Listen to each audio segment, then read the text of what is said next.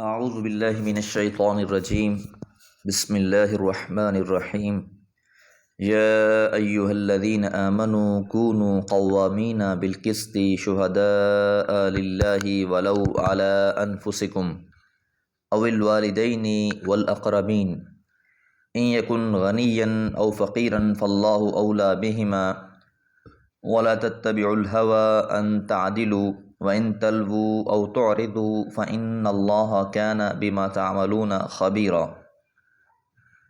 سورۃ النساء آیت نمبر 135۔ یا ایھا الذین آمنوا، اے لوگو جو ایمان لائے ہو، کونو ہو جاؤ، قوامین بالقسط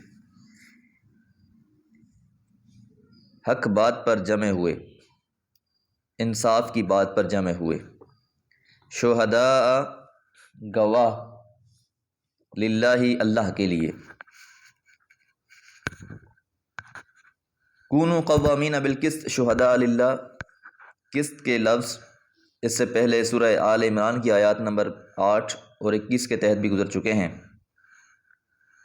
یہاں اس سے مراد حق اور عدل کی میزبانی کرنا ہے، یعنی جو اللہ تعالیٰ نے اپنی کتاب کی شکل میں عطا فرمائی ہے، اور مطلب یہ ہے کہ اب تمہارا ہر قول ہر فعل اسی کے مطابق ہونا چاہیے، اور اسی پر قائم رہنے والے، اور پھر اسی کو قائم کرنے والے بھی۔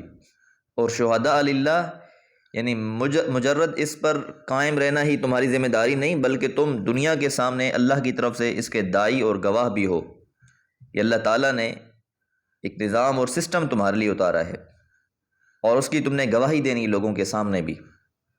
اس بات کو، اس حق کو تم نے دوسروں تک بھی پہنچانا ہے۔ وَلَوْ عَلَىٰ أَنفُسِكُمْ، اگرچہ وہ تمہارے اوپر ہی کیوں نہ ہو، یعنی اگر تمہارے خلاف ہی گواہی کیوں نہیں جاتی، اگر تم بھی اس کے مخالفت میں جا رہے ہو تو پھر بھی تم حق پر قائم رہو، اور اس اپنی خواہشات، اپنی تمناؤں کو چھوڑ دو۔ یہ عدل انصاف کے لیے ضروری ہے۔ اگر اس کا فیصلہ کسی معاملے میں تمہارے والدین کے اور تمہارے اقرباء کے خلاف ہو، جب بھی تمہیں اسی پر قائم رہنا ہے اور اسی کی گواہی دینی ہے۔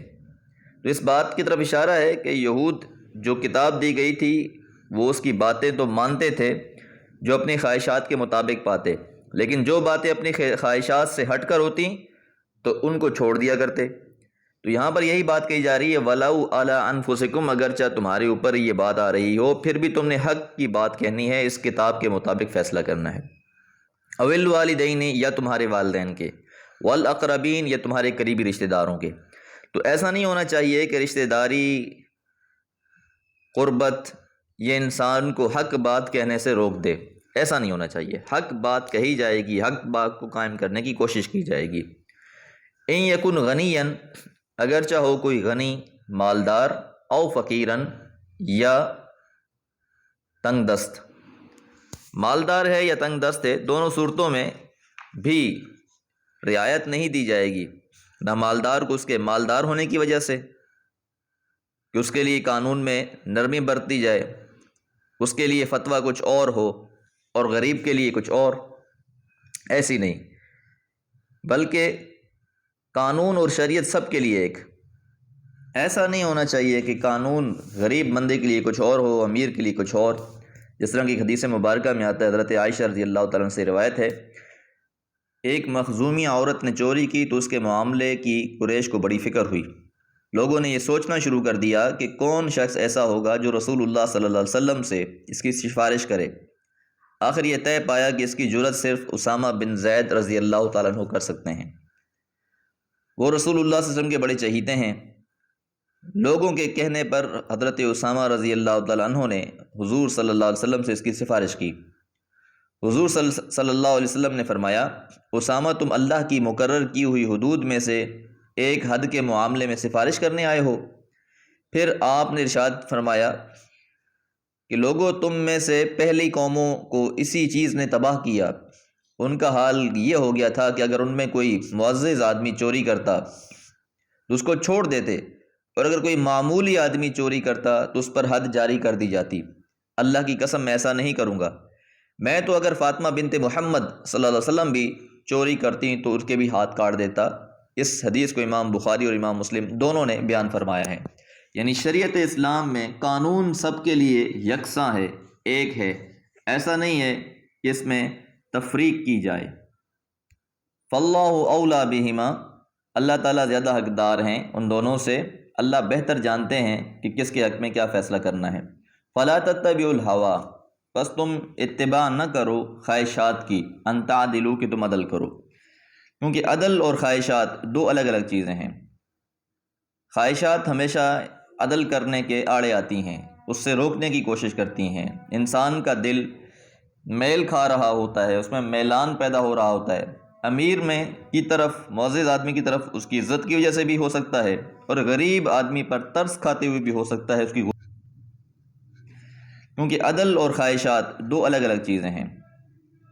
خواہشات ہمیشہ عدل کرنے کے آڑے آتی ہیں، اس سے روکنے کی کوشش کرتی ہیں۔ انسان کا دل میل کھا رہا ہوتا ہے، اس میں میلان پیدا ہو رہا ہوتا ہے، امیر میں کی طرف، معزز آدمی کی طرف اس کی عزت کی وجہ سے بھی ہو سکتا ہے، اور غریب آدمی پر ترس کھاتے ہوئے بھی ہو سکتا ہے اس کی غربت کی وجہ سے۔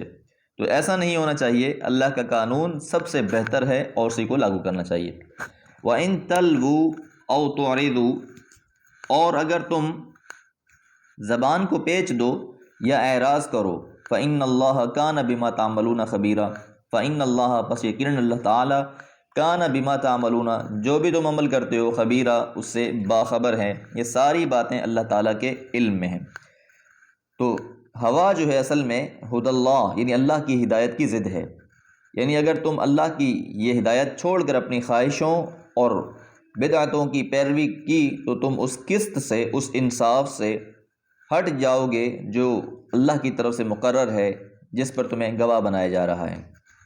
اور اس میں نظام قسط کو بگاڑنے کی دو شکلیں بیان کی گئی ہیں۔ ایک تو یہ کہ انسان کج روی اختیار کر لے، اس قانون کو بدل دے، اس میں ڈھیل دینا شروع کر دے، جیسا کہ یہود نے کیا اور جس کا ذکر آل عمران میں بھی ہے، یا پھر انسان اس کے بجائے اس سے اعراض کر دے، کنارہ کشی کر دے، اس کی پرواہ نہ کرے۔